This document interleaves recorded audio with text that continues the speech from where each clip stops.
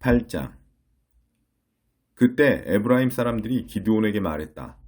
당신이 미디안과 싸우러 나갈 때 어찌하여 우리를 부르지 않고 이 일에서 제외시켰소? 그들은 화가 잔뜩 난 상태였다. 그러자 기드온이 대답했다. 내가 한 일이 여러분이 한 일과 비교가 되겠습니까? 에브라임이 주워 모은 이삭이 아비에셀이 수확한 포도보다 낫지 않겠습니까? 하나님께서 미디안의 지휘관 오렙과 스앱을 여러분 손에 넘겨주셨습니다. 그러니 내가 한 일이 여러분이 한 일에 비교나 되겠습니까? 그 말을 듣고 나서야 그들의 마음이 진정되었다. 기드온과 그와 함께한 300명이 요단강에 이르러 강을 건넜다. 그들은 기진맥진했지만 계속 적들을 추격했다. 기드온이 숫곳 사람들에게 부탁했다. 나와 함께한 군대가 지쳤으니 그들에게 빵을 좀 주십시오. 나는 미디안의 두 왕, 세바와 살문나를 바짝 뒤쫓고 있는 중입니다. 그러자 숫곳 지도자들이 말했다. 당신은 부질없는 짓을 하고 있어. 당신의 헛수고를 우리가 어째서 도와야 한단 말이오. 기드온이 말했다. 그렇다면 어쩔 수 없소. 하지만 하나님께서 세바와 살문나를 내게 넘겨주실 때 내가 사막의 가시와 엉겅퀴로 당신들의 맨살을 매질하고 채찍질할 것이오. 기드온은 거기서 브누엘로 올라가 똑같이 사정해 보았지만 브누엘 사람들도 숫곳 사람들처럼 그의 부탁을 거절했다. 기드온은 그들에게 말했다. 내가 무사히 돌아올 때 이 망루를 허물어버리고 말 것이오. 세바와 살문나는 약 15개 부대의 병력과 함께 갈골에 있었는데 동쪽 사람들의 남은 병력은 그것이 전부였다. 그들은 이미 군사 120개 부대를 잃었다. 기드온이 노바와 욕부와 동쪽의 대상로를 따라 올라가서 무방비 상태의 진을 공격했다. 세바와 살문나가 도망쳤지만 기드온이 추격하여 미디안의 두 왕을 사로잡았다. 온 진이 공포에 휩싸였다. 요아스의 아들 기드온은 헤레스 고갯길을 지나 전투에서 돌아오다가 숫곳의 한 젊은이를 사로잡아 몇 가지를 물었다. 젊은이는 숫곳의 관리와 지도자 77명의 명단을 적어주었다. 기드온은 숫곳 사람들에게 가서 말했다. 당신들이 나더러 부질없는 일이라며 절대로 사로잡지 못할 것이라고 했던 세바와 살문나가 여기 있소. 당신들은 내 지친 부하들에게 빵 한 조각도 주지 않았소. 당신들은 헛수고를 하고 있다며 우리를 조롱했소. 이어서 기드온은 숫곳의 지도자 77명을 붙잡고 사막의 가시와 엉겅퀴로 그들을 매질했다. 또 그는 브누엘의 망루를 허물고 그 성읍 사람들을 죽였다. 그 후에 기드온이 세바와 살문나에게 말했다. 너희가 다볼에서 죽인 사람들에 대해 말해보아라. 그들이 말했다. 꼭 당신 같은 사람들이었소. 하나같이 다 왕자처럼 보였소. 기드온이 말했다. 그들은 내 형제, 곧 내 어머니의 아들들이다. 하나님께서 살아계심을 두고 맹세하는데 만일 너희가 그들을 살려주었다면 나도 너희를 살려주었을 것이다. 그리고 나서 그는 자기 맏아들 여델에게 일어나 이들을 죽여라 하고 명령했다. 그러나 여델은 칼을 뽑지 못했다. 아직 어려서 두려웠던 것이다. 세바와 살문나가 말했다. 당신이 대장부라면 직접 하시오. 그러자 기드온이 다가가 세바와 살문나를 죽였다. 그는 그들이 타던 낙타목에 걸린 초승달 모양의 장신구를 떼어 가졌다. 이스라엘 백성이 말했다. 당신과 당신의 아들과 당신의 손자가 우리를 다스려 주길 원합니다. 당신이 미디안의 복종에서 우리를 구원했습니다. 기드온이 말했다. 나는 절대로 여러분을 다스리지 않을 것입니다. 내 아들도 마찬가지입니다. 하나님께서 여러분을 통치하실 것입니다. 이어서 기드온이 말했다. 다만 한 가지 청이 있습니다. 여러분 각자가 전리품으로 취한 귀걸이를 하나씩 내게 주십시오. 이스마엘 사람은 금 귀걸이를 찾으므로 그들의 주머니마다 귀걸이가 가득했다. 그들이 말했다. 물론입니다. 모두 당신 것입니다. 그들은 담요를 펴놓고 각자 전리품으로 취한 귀걸이를 그 위에 던졌다. 기드온이 요청한 금 귀걸이는 무게가 모두 20kg 정도 되었다. 그 밖에도 초승달 모양의 장신구, 늘어뜨린 장식, 미디안 왕들이 입던 자주색 옷, 낙타들 목에 둘렀던 장식품들이 있었다. 기드온은 그 금으로 신성한 에봇을 만들어 자기 고향 오브라에 전시해 두었다. 그러자 온 이스라엘이 거기서 그것을 음란하게 섬겼고 그 일은 기드온과 그의 집안에도 덫이 되었다. 이스라엘 백성이 미디안의 폭정을 꺾은 후로는 그들에게서 더 이상 아무 말도 들려오지 않았다. 기드온이 다스리는 동안 그 땅이 40년 동안 평온했다.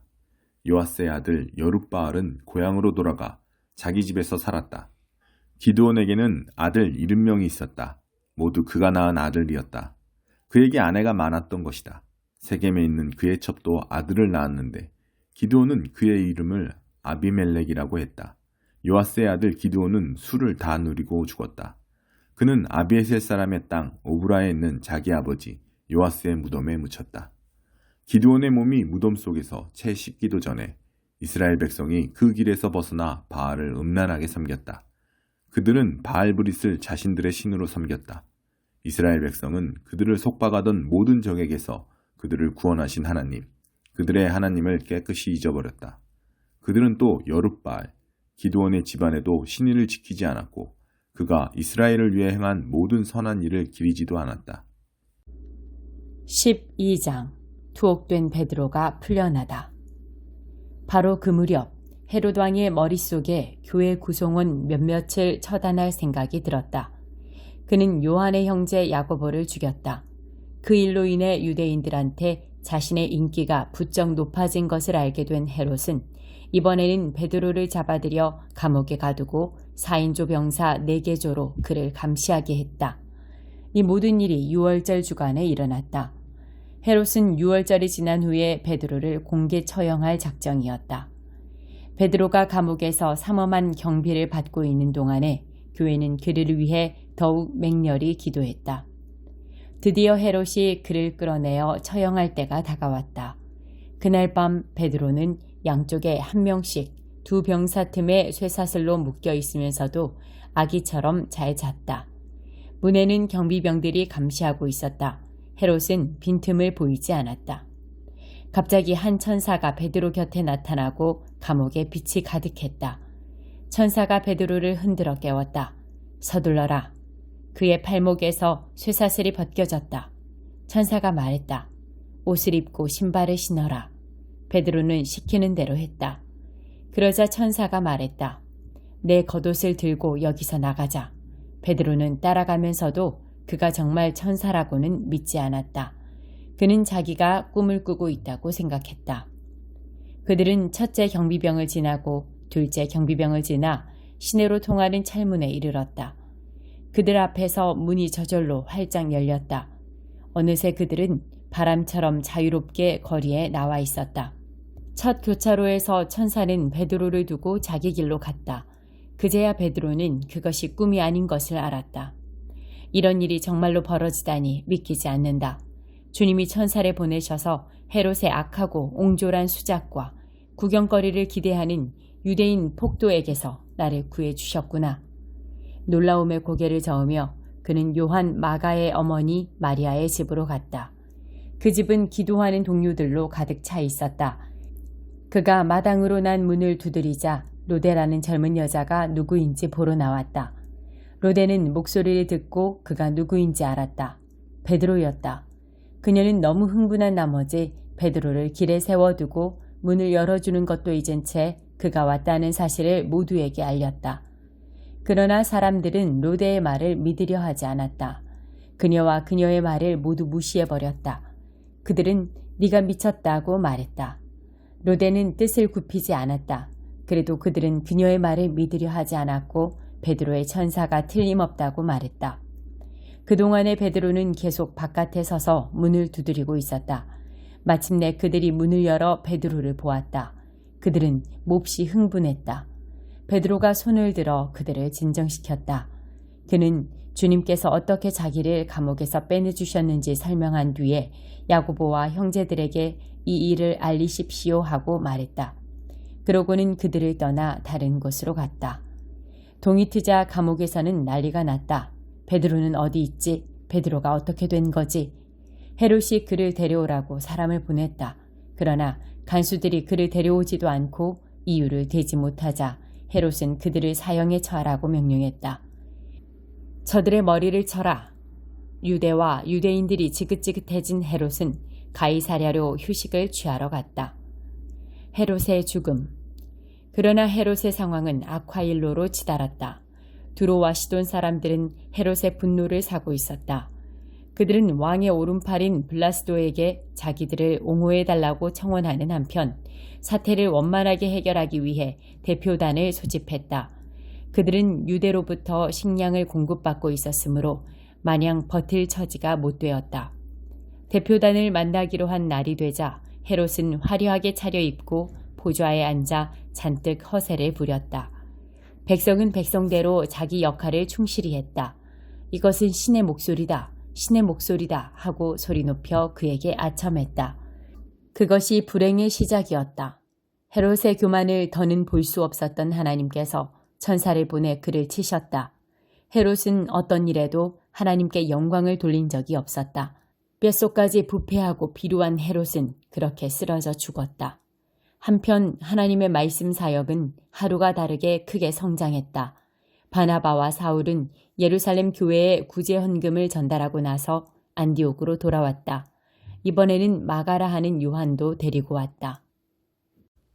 21장 예루살렘의 멸망 예고. 시드기야 왕이 말기야의 아들 바수울과 마아세야의 아들 제사장 스바냐를 예레미야에게 보냈을 때 그에게 임한 하나님의 메시지다.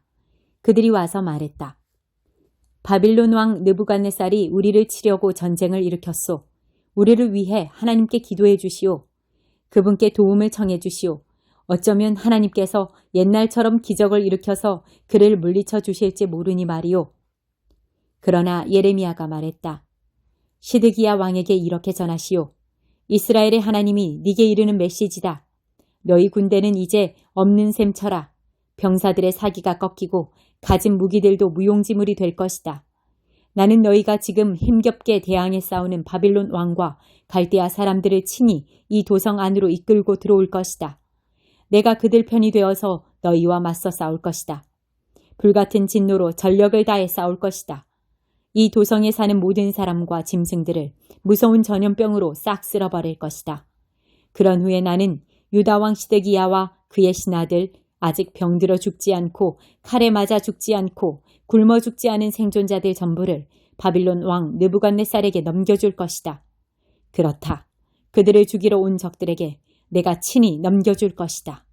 적들이 그들을 무자비하게 죽일 것이다. 또 백성 전체에게 이렇게 말하시오. 너희를 향한 하나님의 메시지다. 잘 들어라. 내가 너희에게 선택권을 준다. 살고자 하느냐 아니면 죽고자 하느냐. 이 도성에 남는 사람은 누구나 죽을 것이다. 칼에 맞아 죽든지 굶어 죽든지 병에 걸려 죽든지 할 것이다. 그러나 여기를 나가서 이 도성을 포위하고 있는 갈대아 사람들에게 항복하는 자는 다 살 것이다. 모든 것을 빼앗기겠으나 목숨만은 부지할 것이다. 나는 기필코 이 도성을 멸망시킬 것이다. 나는 그만큼 크게 노했다. 하나님의 포고다.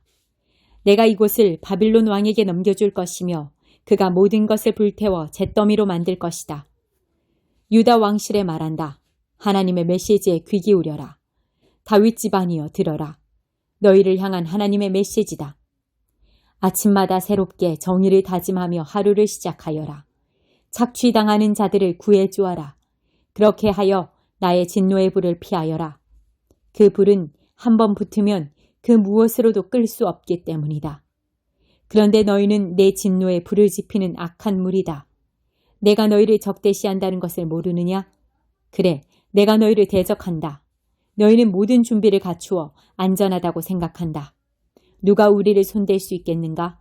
누가 우리 파티를 망칠 수 있겠는가? 한다. 내가 그렇게 할 수 있다. 내가 그렇게 할 것이다. 내가 너희 악한 무리를 벌할 것이다. 무엇으로도 끌 수 없는 맹렬한 불을 일으켜서 보이는 것 전부를 태워 재로 만들 것이다. 7장 참으로 너희를 더럽히는 것.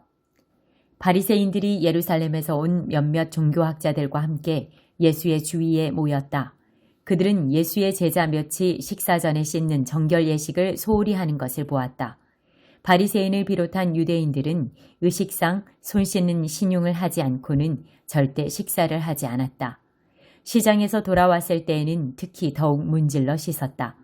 컵과 냄비와 접시를 닦는 것은 말할 것도 없었다. 바리새인과 종교학자들이 물었다. 어째서 당신의 제자들은 규정을 우습게 알고 손도 씻지 않고 식탁에 앉는 겁니까? 예수께서 대답하셨다. 너희 같은 사기꾼들에 대해 이사야가 전국을 찔러서 말했다. 이 사람들이 거창하게 말은 바로 하지만 그 속에 마음이 담겨 있지 않다. 그들은 나를 예배하는 것처럼 행동하지만 진심에서 우러난 것이 아니다. 무엇이든 자기네 구미에 맞는 가르침을 위해 내 이름을 팔고 있을 뿐이다. 하나님의 계명은 버린 채 최신 유행을 쫓기에 바쁘다. 예수께서 계속해서 말씀하셨다. 그래, 잘도 하는구나. 너희는 종교의 유행을 따르는데 거추장스럽지 않도록 하나님의 계명을 저버리고 있다. 모세는 너희 부모를 공경하라고 했고 또 누구든지 부모를 욕하는 사람은 반드시 죽여야 한다고 했다. 그러나 너희는 부모에게 드려야 할 것이 있어도 부모 대신에 하나님께 예물로 바쳤습니다 말하면서 그 계명을 회피하고 있다. 아버지나 어머니에 대한 의무를 그렇게 모면하고 있는 것이다. 너희는 하나님의 말씀을 지워버리고 그 자리에 아무 것이나 원하는 대로 써넣는다. 너희는 이 같은 일을 다반사로 한다. 예수께서 다시 무리를 불러놓고 말씀하셨다. 잘 듣고 마음에 새겨두어라. 너희 삶을 더럽히는 것은 너희가 입으로 삼키는 것이 아니라 너희 입에서 토해내는 것이다. 그것이야말로 정말 더러운 것이다. 예수께서 무리와 헤어져 집에 돌아오셨을 때에 제자들이 말했다. 잘 모르겠습니다. 쉽게 말씀해 주십시오.